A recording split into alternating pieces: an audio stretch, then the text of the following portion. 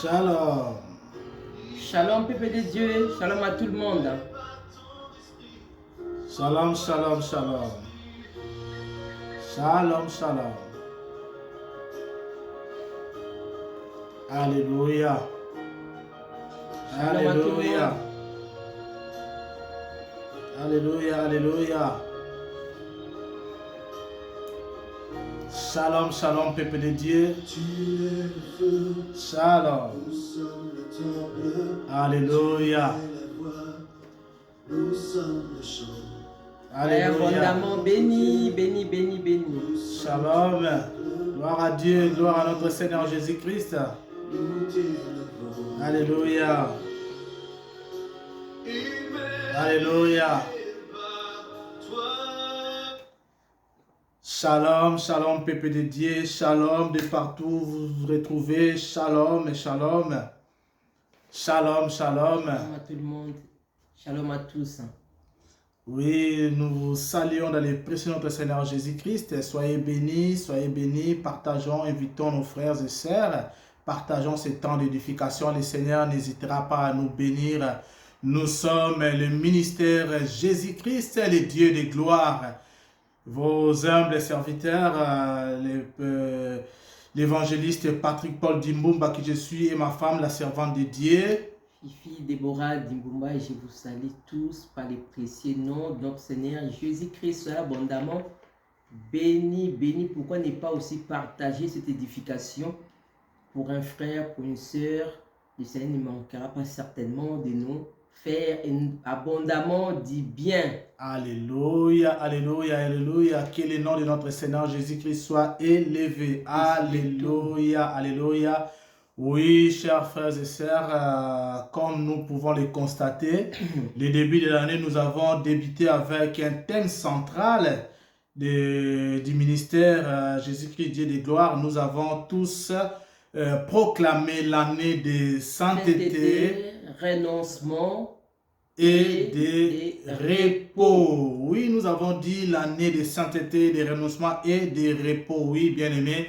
Mais ce soir, cet après-midi, nous avons un sous-thème que nous allons aborder, que nous allons parler tout au long de ces instants que le Seigneur nous fait grâce et que nous avons intitulé Le cœur de l'homme, vie de Dieu. Le cœur de l'homme, vie de Dieu. C'est le sous-thème auquel nous allons partager cet après-midi. Oui, sans plus tarder, je nous invite à prendre nos Bibles dans le livre des Proverbes, chapitre 4, verset 20 à 23. Nous allons voir la parole de Dieu. Nous allons voir la lumière des Écritures par rapport au cœur de l'homme, vie de Dieu. Alléluia. La Bible déclare: mon fils, sois attentif à mes paroles, prête l'oreille à mes discours, qu'il ne s'éloigne pas de tes yeux. Garde-les dans le fond de ton cœur, car c'est la vie pour ceux qui les trouvent. C'est la santé pour tous les corps. Garde ton cœur plus que toute autre chose, car de lui viennent les sources de la vie. Alléluia. Le Seigneur met un point par garde ton cœur plus que toute autre chose, car de lui viennent les sources de la vie. Oui, bien aimé, nous allons voir les deux aspects du cœur de l'homme, vie de Dieu. Cet après-midi, nous avons énuméré des aspects. Nous allons voir l'aspect spirituel et l'aspect physique. En voyant dans cet épître, nous énumérons et nous pouvons constater que l'Éternel a porté une très grande importance au lieu et place du cœur de l'homme, puisque le Seigneur a mis un point de garder plus que toute autre chose cet organe qu'on appelle le cœur, plus que toute autre chose. Oui, le cœur, comme nous pouvons le définir selon les médecins, selon la médecine, c'est un organe qui est dans la cage thoracique. C'est un organe vital pour le corps humain. Oui, mais nous allons encore voir un autre aspect du corps, du cœur, du côté spirituel. Nous allons voir ça avec la lumière des Écritures. Alléluia. Alléluia, alléluia. Shalom à tout le monde. Bien aimé, nous parlons aujourd'hui de notre sous-thème qui n'est d'autre que le cœur de l'homme, vie de Dieu. Nous parlons comment Dieu voit nos cœurs. Comment Dieu voit ton cœur, mon frère. Comment Dieu voit ton cœur, ma soeur bien-aimée. Amen. Nous pouvons lire la parole de Dieu dans le livre des psaumes. On va ouvrir nos Bibles. Amen. Je vous ai invité vraiment à ouvrir vos Bibles. Nous allons lire la parole de Dieu. On va lire le livre des psaumes 36. Psaume chapitre 36, verset 9. Amen. La Bible nous dit, je lis au nom de Jésus, car auprès de toi est la source de la vie. Par ta lumière, nous voyons la lumière. Auprès de toi est la source de la vie. Bien-aimés, nous parlons de l'état de cœur de l'homme vis-à-vis de Dieu. Et dans le livre des Proverbes, la Bible nous dit, je lis au nom de Jésus, garde ton cœur plus que toute autre chose, car de lui viennent les sources de la vie, bien-aimée. Nous parlons plus encore aujourd'hui de la manière où nous devons garder nos cœurs. Le Seigneur nous dit dans sa parole, il nous donne un conseil paternel, parce qu'il est notre Père, il nous demande de garder notre cœur, bien-aimé. Amen. De garder notre cœur auprès de Dieu. Amen. Car auprès de lui est la source de la vie. Mais maintenant, nous allons parler comment garder notre cœur. Comment nous pouvons garder plutôt notre cœur, bien-aimé. Amen. Car le cœur est le siège des émotions, des joies, des tristesses. Mais sans oublier aussi, bien-aimé, que notre cœur est le véritable lieu de l'alliance avec notre Dieu, bien-aimé. Amen. Amen. Notre cœur est le véritable lieu de l'alliance avec notre Dieu. Et le Seigneur, par sa parole, il nous dit de garder. Il nous recommande de garder notre cœur. Car de lui viennent les sources de la vie, bien-aimée. Aujourd'hui, nous allons vraiment développer, nous allons parler comment garder notre cœur. Comment on va y arriver à garder notre cœur tel que le Seigneur nous le recommande. C'est là qu'il s'agit, bien-aimé. Donc, on va parler du cœur, on va rentrer dans la profondeur de la parole de Dieu par rapport à la parole de Dieu dans le livre des Proverbes 4, 23, que nous venons de lire tantôt. Alléluia, alléluia. Bien-aimé, il s'agit du cœur de l'homme, vie de Dieu. Comment est-ce que l'Éternel aperçoit ton cœur? Comment est-ce que le Seigneur, l'Éternel, aperçoit nos cœurs? Le cœur de l'homme, vie de Dieu. Oui, nous avons dit le cœur par définition, c'est organe musculaire, oui.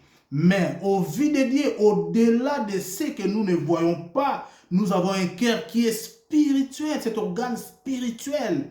C'est dont parle l'Éternel dans cet épître. Oui, bien-aimés, nous concluons qu'il y a un cœur physique et un cœur spirituel. Le livre de 1 Corinthiens que je nous invite à lire, prenons nos Bibles et nous allons voir la pensée de l'Éternel. Le livre de 1 Corinthiens au chapitre 15, au verset 46 à 50. Nous allons voir la pensée de l'Éternel. Je lis dans la parole de Dieu, la Bible déclare, mais ce qui est spirituel n'est pas les premières. Ce qui est spirituel n'est pas les premières. Oui, ce qui est spirituel n'est pas les premiers. Nous avons un cœur que nous avons défini comme un organe musculaire qui est logé dans la cage thoracique du côté gauche. Et la Bible dit, ce qui est spirituel n'est pas les premières. Et je continue.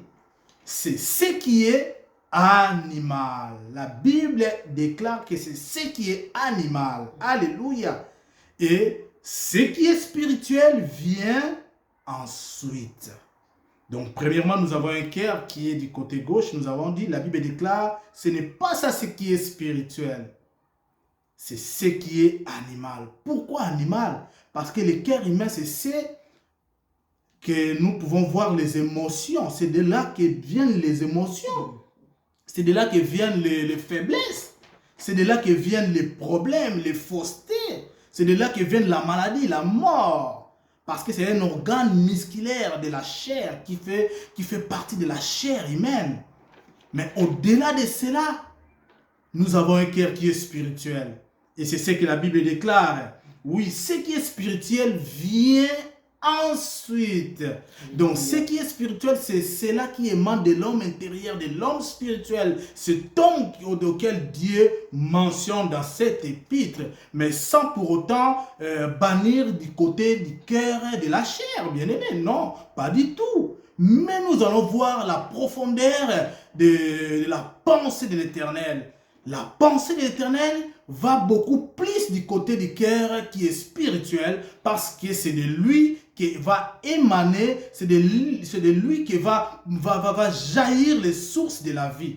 Et cela va rebondir du côté du chair, côté du cœur physique. Alléluia, alléluia. La Bible déclare, tels sont les terrestres, tels sont aussi les terrestres. Et tels sont les célestes, tels sont aussi les célestes. Alléluia. C'est-à-dire, le cœur, organe musculaire situé dans la cage thoracique, n'est pas premièrement spirituel. Il est physique, animal, ici, de l'âme vivante. Le siège des émotions, de tout ce qu'on peut voir. Alléluia, alléluia. Alléluia, bien-aimé, nous parlons aujourd'hui de l'état de cœur de l'homme. Alléluia. Nous parlons de cela aujourd'hui, bien-aimé. Bien-aimé, le cœur est un organe très spirituel. Est un organe très spirituel et un sceau de singularité. Un sceau de singularité vis-à-vis de notre caractère, soit en bien, soit en mal, béni. Alléluia. C'est un sceau de singularité. C'est la marque de Dieu que Dieu a imposé, Dieu a mis vis-à-vis de l'homme qu'il a créé, bien-aimé. Amen. Voilà pourquoi la Bible nous dit, garde ton cœur. Le Seigneur nous demande de garder notre cœur. Car notre cœur, c'est l'endroit idéal où Dieu doit opérer. Notre cœur détermine notre avenir. Notre cœur détermine notre vie. Beaucoup de situations que nous vivons, c'est juste par rapport à notre cœur, bien-aimé. C'est juste par rapport à notre cœur, que ce soit en bien ou en mal. Tout vient de notre cœur, bien-aimé. Voilà pourquoi le Seigneur nous dit de garder notre cœur, de veiller, de surveiller notre cœur. Le Seigneur nous les recommande. Parce que le cœur spirituel est très important. Le cœur physique aussi est très important. Amen. Parce que si notre cœur cesse de battre, l'homme meurt. Amen. Donc le cœur est très vital. Voilà pourquoi la parole de Dieu nous dit, garde ton cœur plus que toute autre chose, car de lui viennent les sources de la vie. Car de lui. C'est au travers de notre cœur bien-aimé que nous voyons la main de Dieu. C'est au travers de notre cœur que nous sommes des bonnes personnes.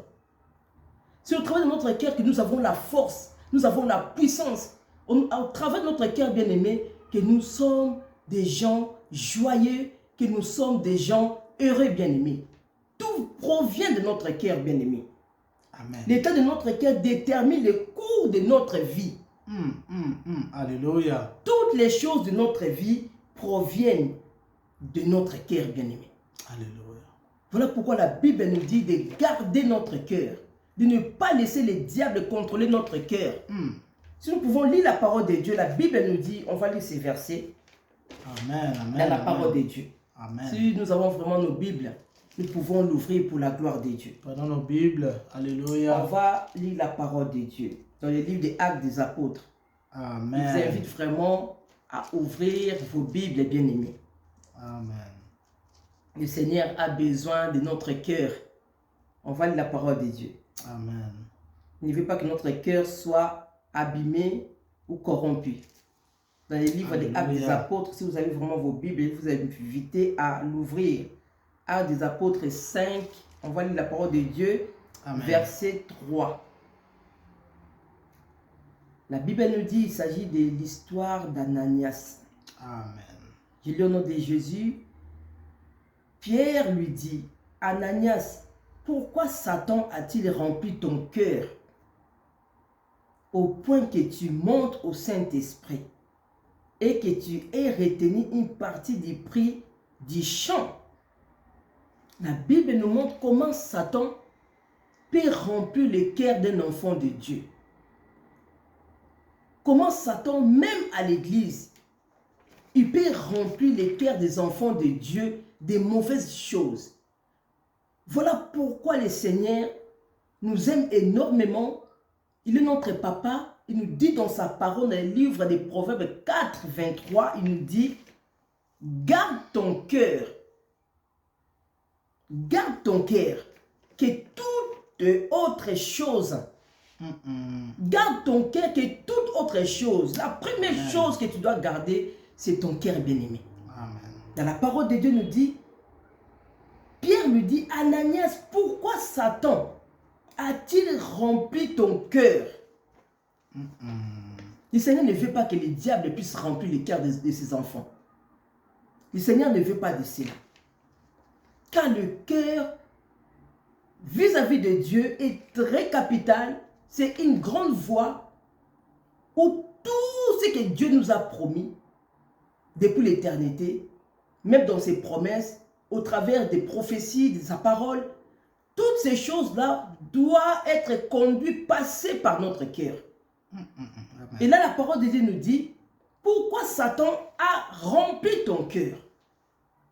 Or, le cœur de nous, les enfants de Dieu, le cœur de toi, mon frère qui nous suit, le cœur de toi, ma soeur qui nous suit, ne peut être rempli que par les choses de Dieu, les bontés de Dieu, la compassion de Dieu, la paix de Dieu, la joie de Dieu, la vérité de Dieu.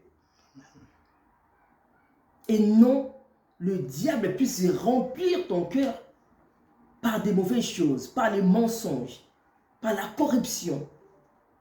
Le Seigneur ne veut pas cela. Parce que ces choses-là, lorsque le diable remplit notre cœur, on a vu la fin d'Anania. On a vu sa fin avec sa femme. L'état de notre cœur détermine le cours de notre vie. Amen. Toutes les choses de notre vie proviennent en fin de compte de notre cœur bien-aimé.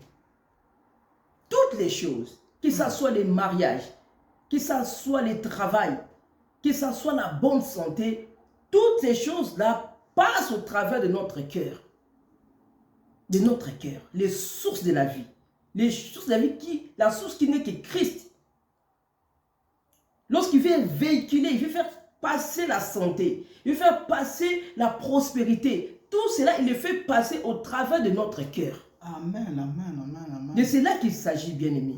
Voilà d'où l'importance de prendre soin de son cœur. De ne pas rentrer dans des haines. De ne pas rentrer dans des disputes. Comme disait l'apôtre Paul à Timothée. Si nous pouvons lire la parole de Dieu dans les livres de Timothée. Amen, on va lire cette amen. parole. Je vous invite vraiment Amen. à ouvrir vos Bibles pour la gloire de Dieu. Bibles. On va lire Alléluia. les livres de Timothée parce qu'on n'a pas assez de temps. On va lire la parole de Dieu. Ton cœur, mon frère, Amen. n'appartient qu'à Christ. Alléluia. C'est lui la source de vie. Amen. Ton cœur, ma soeur, n'appartient qu'à Christ. C'est lui la source de la vie. Voilà pourquoi nous allons lire la parole de Dieu dans le livre de 2 Timothée. 2 Timothée 2, Amen. chapitre 2, verset 23. On va lire la parole de Dieu. La Bible nous dit, apôtre Paul est en train de parler à son fils spirituel qui n'est d'autre que Timothée. Il lui dit, repousse les discussions folles et inutiles, sachant qu'elles font naître des querelles. Repousse les discussions folles et inutiles, sachant qu'elles font naître que des querelles. Le Seigneur ne veut pas que notre cœur vive dans des querelles.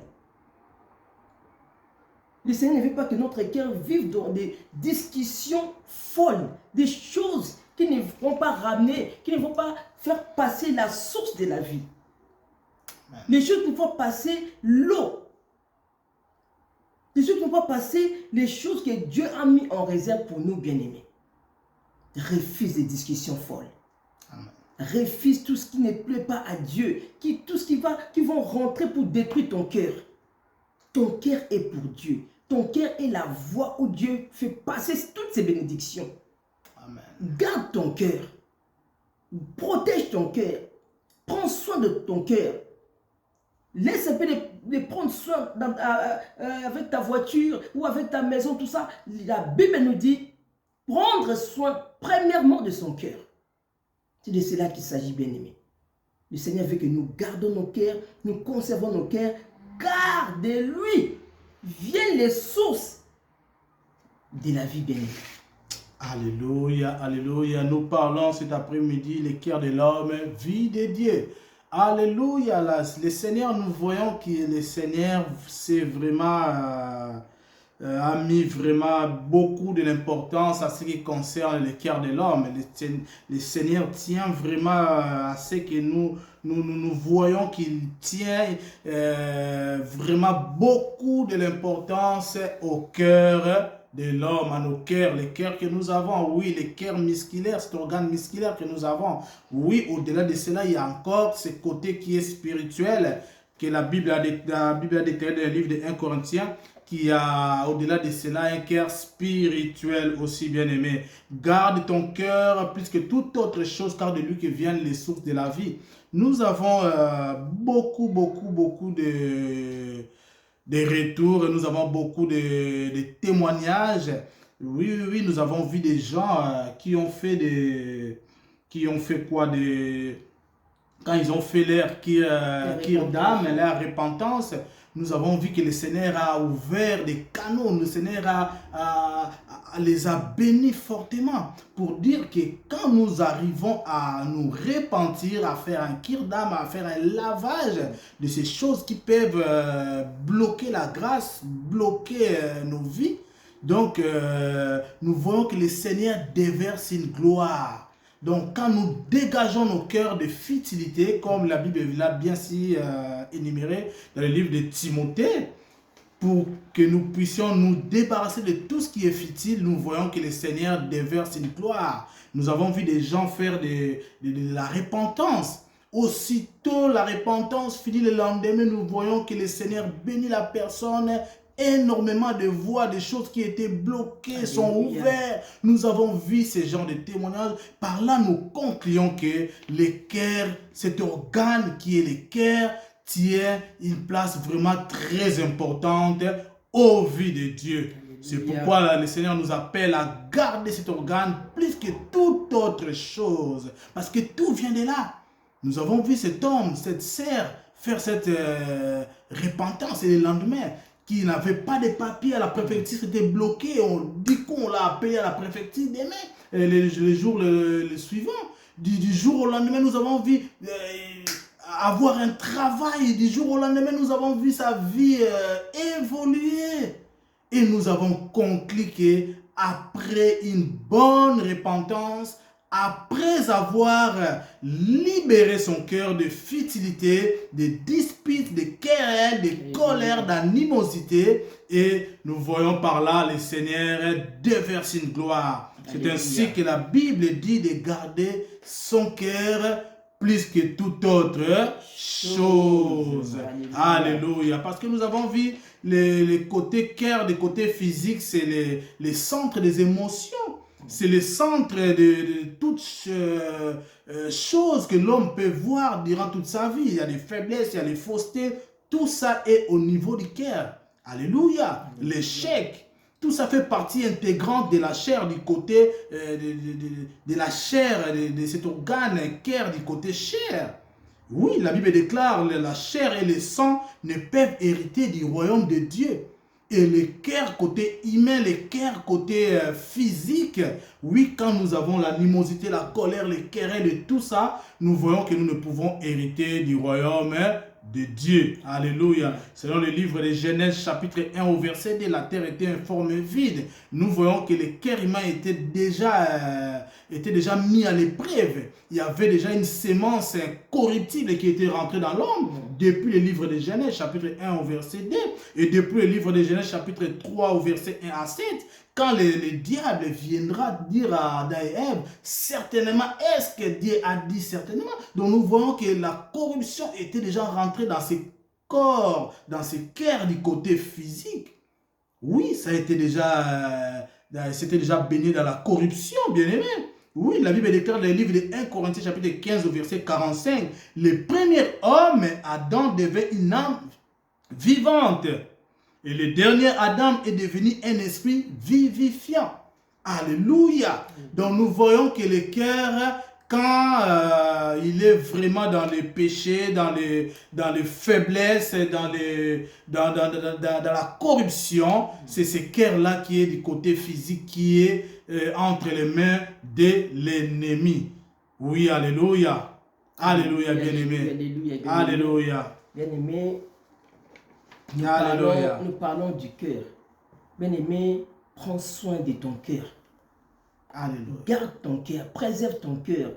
Même si tu es dans un milieu où les gens insultent, les gens sont en train de tuer les autres par des moqueries, par des choses méchantes, ne participe pas. Alléluia. Garde ton cœur.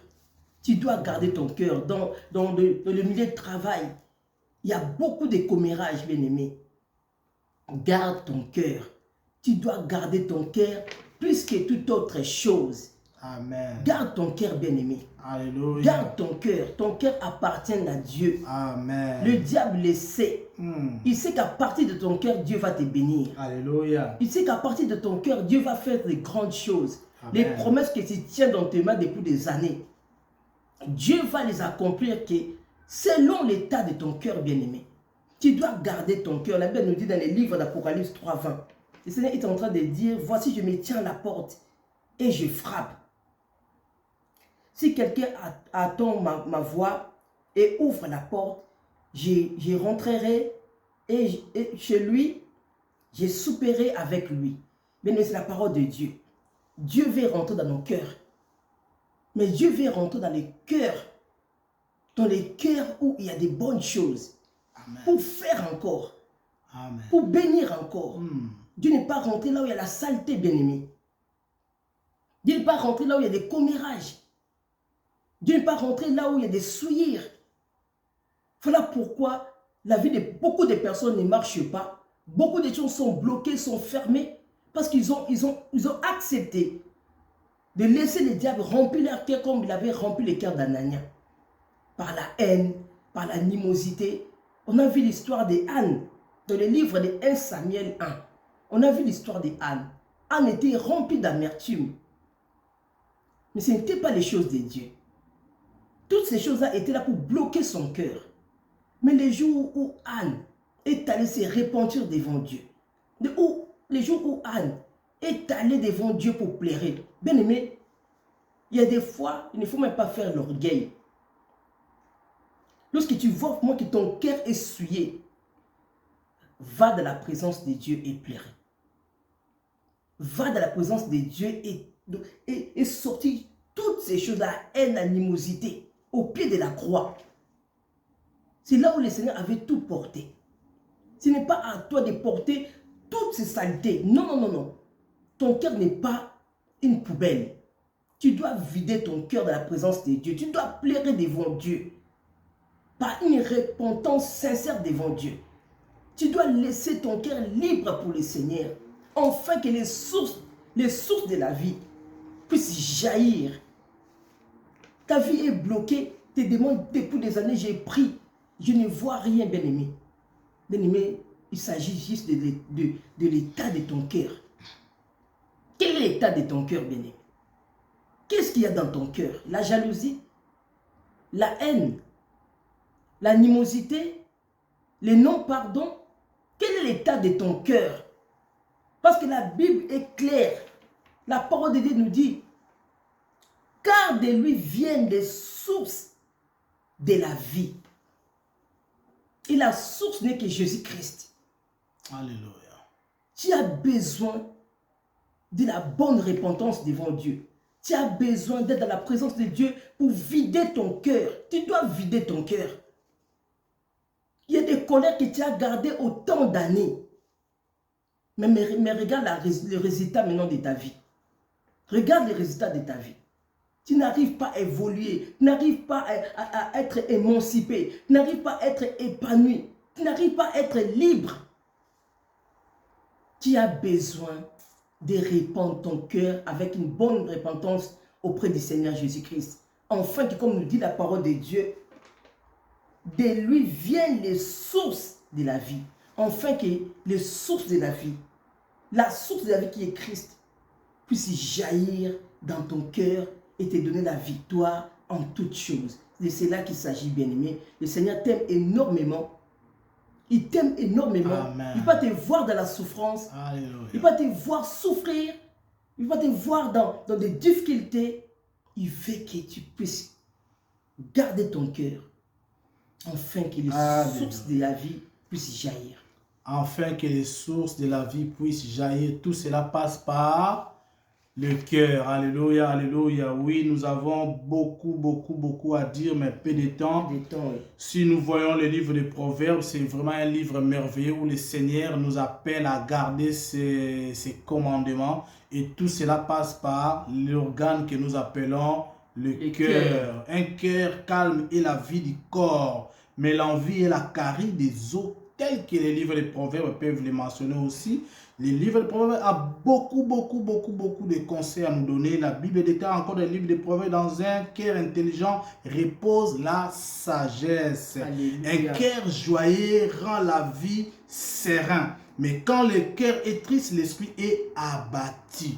Donc nous voyons par là que le cœur est un élément très essentiel, important. Dieu tient compte, Dieu tient vraiment une place très importante du cœur de l'homme. Notre prière en ces jours, cet après-midi, est que le Seigneur lui-même puisse, oui, tenir nos cœurs, que nos cœurs ne soient pas ballottés par les diables, par les gauches à droite, par les méchants. Non, que le Seigneur lui-même puisse faire cette circoncision du cœur, que nos cœurs lui appartiennent totalement. Que le Seigneur garde ton cœur, ma soeur, garde ton cœur, mon frère. Afin que les sources de la vie puissent jaillir. Parce que Dieu a créé l'homme.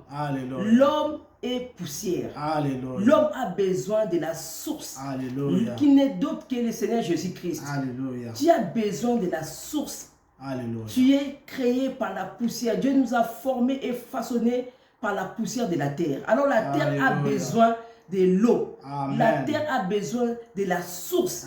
Tu en as besoin, mon frère.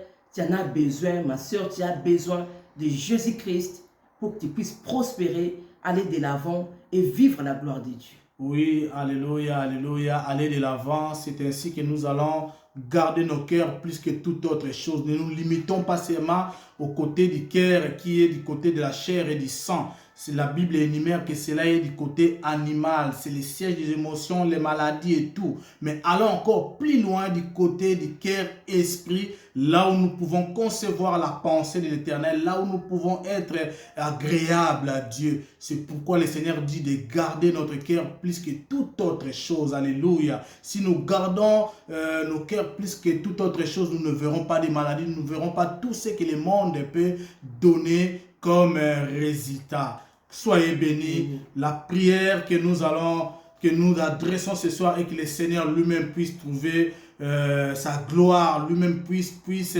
marcher avec nos cœurs, lui-même puisse tenir nos cœurs entre ses mains et que nous puissions voir les jaillissements de toute la vie que le Seigneur donne à tous ces cœurs qu'il tient entre ses mains. C'est la prière que nous adressons, que nous proclamons cet après-midi, ce soir, dans le nom puissant de notre Seigneur Jésus-Christ. Nous nous séparons en ce moment. Ciao, ciao. Nous allons nous recevoir très prochainement. Que le Seigneur puisse être glorifié dans nos cœurs, dans nos maisons. Soyez abondamment bénis au nom de Jésus-Christ Nazareth. Alléluia. Amen, amen, amen.